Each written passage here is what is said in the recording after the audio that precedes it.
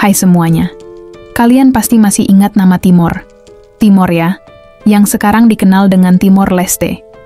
Meskipun statusnya sebagai salah satu negara termiskin di dunia, namun pada 2007, Presiden Timor Leste kala itu pernah sesumbar mengatakan bahwa negaranya bakal menjadi next Dubai. Wah, berani sekali ya. Tapi bagaimana sih kenyataannya sekarang? Apakah mereka sudah menjadi next Dubai? Tanpa banyak basa-basi yuk, langsung saja kita bahas bareng-bareng. Timor Leste sempat percaya diri bakal menjadi negara makmur berkat cadangan gas alamnya yang mencapai 5,1 triliun kaki bumi dan 250 ribu barel konsenda. Dengan sumber daya alam yang sebesar itu, mereka berharap bisa membawa kesejahteraan bagi masyarakatnya. Namun 20 tahun berlalu, kondisi Timor Leste masih jauh dari impian menjadi Dubai berikutnya. Mengutip laporan Asia Development Bank 2023, angka kemiskinan ekstrim di Timor Leste masih tinggi, berada di angka 29,7%. Bahkan sumber lainnya yang berasal dari Kustad menyebut Timor Leste menduduki peringkat pertama di Asia Tenggara dengan tingkat kemiskinan sebesar 42%. Angka ini bahkan lebih buruk dari Myanmar, negara yang sedang dilanda perang saudara. Saat ini, mimpi Timor Leste semakin jauh ketika dihadapkan dengan kenyataan pahit yang menghampiri. Sumber utama pendapatan negara yang membiayai 80% anggaran negara diperkirakan akan mengering pada 2034. Ditambah lagi, proyek besar Glitter Sunrise yang berada di perairan antara Timor Leste dan Australia yang akan baru dimulai pada 2030. Hanya mampu bertahan hingga maksimal 2049. Sangat disayangkan, bukan negara kaya yang akan sumber daya alam seperti Timor Leste belum mampu mensejahterakan penduduknya, yang hanya berjumlah 1,4 juta orang saja, alih-alih menjadi negara maju. Timor Leste hingga kini justru sangat bergantung pada Indonesia di berbagai sektor, mulai dari energi, infrastruktur, internet, hingga kebutuhan pokok sehari-hari, hampir semuanya dipasok dari Indonesia. Apakah kalian penasaran mereka bergantung di sektor apa saja pada Indonesia? Oke, kalau begitu kita lanjutkan videonya. Yang pertama ada minyak.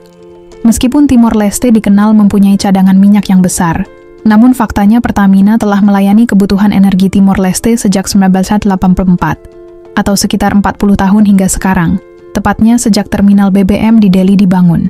Kemudian 2015 BUMN Indonesia resmi mendirikan Pizza atau Pertamina Internasional Timur SA Pizza saat ini menjadi pemain utama dan menyediakan bahan bakar minyak, LPG, afterlumas, dan produk petrokimia lainnya di Timor Leste. 95% saham Pizza dimiliki oleh BUMN Indonesia, terdiri dari Pertamina Patria Niaga sebesar 50%, kemudian ada PT Pertamina Retail sebesar 45%, sisanya mitra lokal dari Timor Leste sebesar 5%. Saat ini, Pizza mengoperasikan beberapa titik terminal BBM di Delhi, contohnya di SPBU Bobora, SPBU Bakwara, SPBU Matoud, kemudian Airport Komoro, dan stasiun penyiksaan LPG di Tibar. Titik suplai ke Timor Leste berasal dari unit operasi Pertamina Patera Niaga yang ada di Surabaya, Mukbang, dan Antambuku hingga Trading EM yang ada di Singapura. Untuk rata-rata penyaluran BBM Pertamina ke Timor Leste mencapai 5 nasabah penurusi 54 kiloliter per bulan, sedangkan LPG mencapai 28 metrik ton per bulan. Selain itu, juga ada aspal. Sebagai negara berkembang, Timor Leste membutuhkan pembangunan infrastruktur yang cukup masif. Sayangnya, kebutuhan aspal di Timor Leste tidak mencukupi. Alhasil, lagi-lagi Timor Leste perlu uluran tangan dari Indonesia. Pertamina melalui afiliasinya, lagi-lagi bijak, telah melakukan ekspor perdana aspal ke Timor Leste pada April 2017.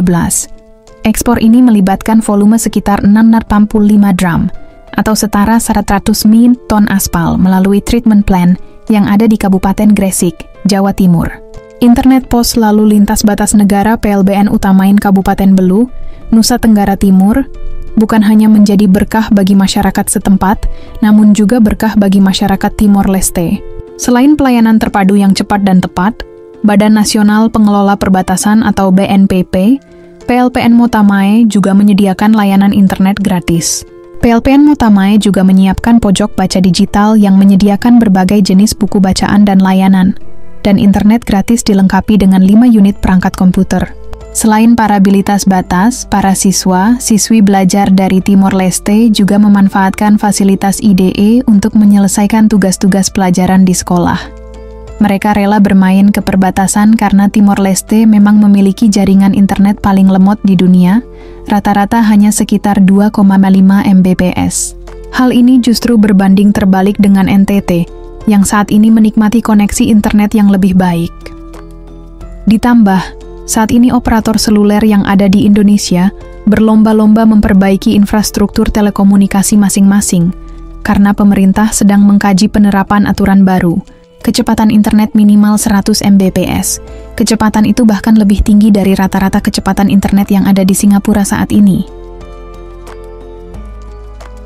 Selain minyak, aspal, dan internet, mereka juga ketergantungan ekonomi dan pendidikan pada Indonesia.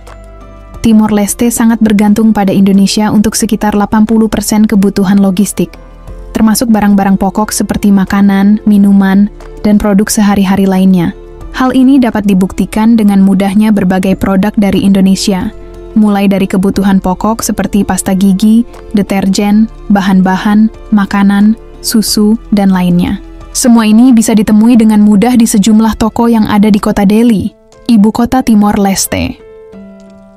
Saat ini, ketergantungan Timor Leste terhadap Indonesia tak sampai di sana saja. Bahasa Portugis yang diadopsi menjadi bahasa nasional, Timor Leste dirasa tak cukup berguna dengan keberadaan Timor Leste di Asia Tenggara pusat pendidikan, yang sedikit pun membuat banyak penduduk Timor Leste menimba ilmu ke universitas-universitas yang ada di Indonesia. Beberapa sumber mengatakan sebanyak 90% pejabat pemerintah Timor Leste merupakan lulusan dari universitas di Indonesia. Untuk itulah, sampai saat ini, pelajaran bahasa Indonesia masih ada dalam kurikulum pendidikan negara itu. Hingga saat ini, pelayanan kesehatan di Timor Leste pun tak lepas dari Indonesia.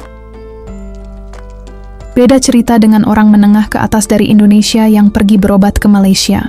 Ini justru Puskesmas Alas di Koba 5, Timur Malaka sering menerima pasien dari Timor Leste yang tidak memiliki biaya untuk berobat di negaranya sendiri. Meskipun warga Timor Leste mendapatkan pelayanan kesehatan di Indonesia, justru ini menambah beban pada layanan kesehatan di wilayah perbatasan. Tapi ya, bagaimana lagi? Hubungan keluarga dan tingginya lalu lintas warga Timor Leste di Malaka membuat kondisi ini menjadi lumrah, dan seringkali biaya pengobatan juga digratiskan. Jadi begitulah kondisi Timor Leste saat ini, teman-teman, yang sudah lebih dari 20 tahun merdeka dari Indonesia. Meskipun kita tahu banyak pihak di sana yang mendukung Papua Barat untuk merdeka. Ironisnya, tanpa bantuan Indonesia, kondisi Timor Leste sendiri justru akan jauh lebih buruk. Bayangkan 80% suplai logis di kebutuhan sehari-hari mereka berasal dari Indonesia. Jadi bagaimana menurut kalian? Apakah Timor Leste benar-benar merdeka dan bisa lepas dari bayang-bayang Indonesia? Silakan tulis di kolom komentar. Terima kasih sudah menonton, sampai jumpa di next video. Dadah!